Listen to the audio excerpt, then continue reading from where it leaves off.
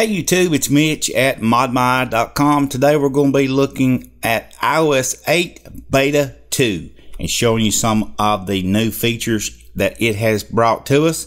The first one I'm going to share with you is inside the Message app. We now have a way to select Read All at one time. Choose Read All for all messages, and that is right here. You could select all that and just tap Read down there at the bottom, and it marks all of the messages read. If you're a person that gets a great deal of messages and don't want to read them all at once and want to get rid of the badges, that's a way to do it right there, all in one fell swoop. The next thing you can do is inside of the notifications area here, we have a added way to choose our notifications on a per app basis. In each app, there is an allow notifications toggle. You can turn it on and off, and that will disable the notifications for that particular app. And it will also remove it from this section up here. So you see, if we turn off, let's turn off Passbook. Okay. When we turn the notifications off, it's also gone from here as well. So keep that in mind. You will have to drag it back up here or enable that to get your notification back. Pretty cool. The next thing is the podcast app. This is probably one of the big things we got in iOS 8 Beta 2. It's now a standalone app, and the question has already arisen about, could you put it in a folder? And you see I already have it in a folder here, but this is a new standalone app that Apple has added as one of their stock iOS apps now. This cannot be deleted, so if you're not a podcast user, just throw it in the folder with all the other stuff that you don't use. You know, I'm sure you got other stock apps that you no longer use. And down here you can see the podcast. You have My Podcast now. If you're a big podcast user, this is going to be an app that you probably use daily. You can browse by station. So there's a lot of different things in here that you can use featured.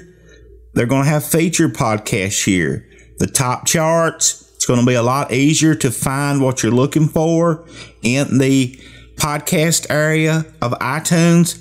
If you aren't aware, this is a great place for information, guys. There's a lot of awesome things in here. You can get some great stuff to listen to, especially in the tech field, along with a lot of other things. So check it out. I think you'll really enjoy it.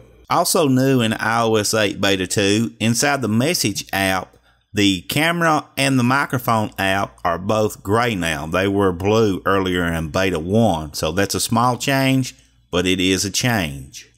It's a new feature that keeps apps from kicking you directly into the Apple Store. I know you've probably been kicked out of a website that you've tried to visit directly into the App Store. How annoying is that now? Don't you agree? And also, guys, if you look at the Spotlight, it's been updated as well. There's a lot more features here. If you type in some words here, you'll see you get a lot of different. Here's Find My iPhone, and you get some Wikipedia searches. Here's anywhere that's coming up that I have it listed in my apps, and you can even search the web if you want to tap the web. But the Spotlight feature has been upgraded as well too. Also, apps that are bought in the App Store are now categorized by date of purchase rather than when, or alphabetically, I guess you should say. So if you go in here to updates, you'll see here, there's my name. If you tap on that, here are all of the apps that I have purchased, with the top app being the most recent one on down the line. And here's the apps that's not on this phone, of course, but we're not looking for that. That's a new feature that's added in.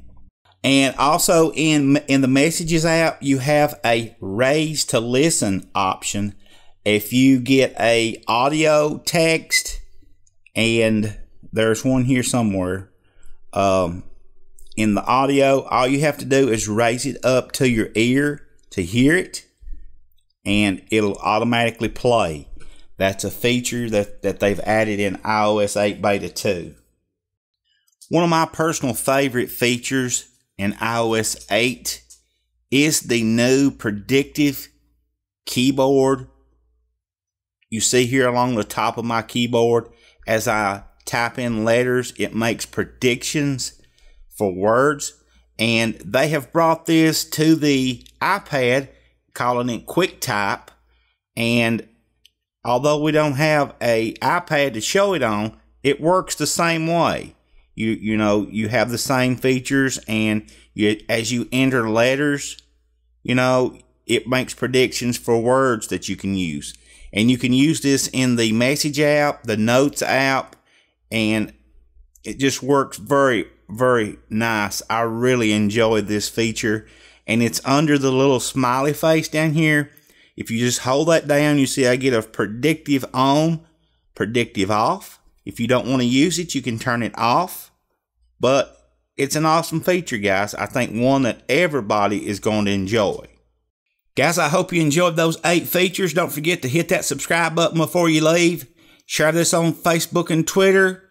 And follow modmy.com on Facebook and Twitter. Those links are in the description. And keep coming back.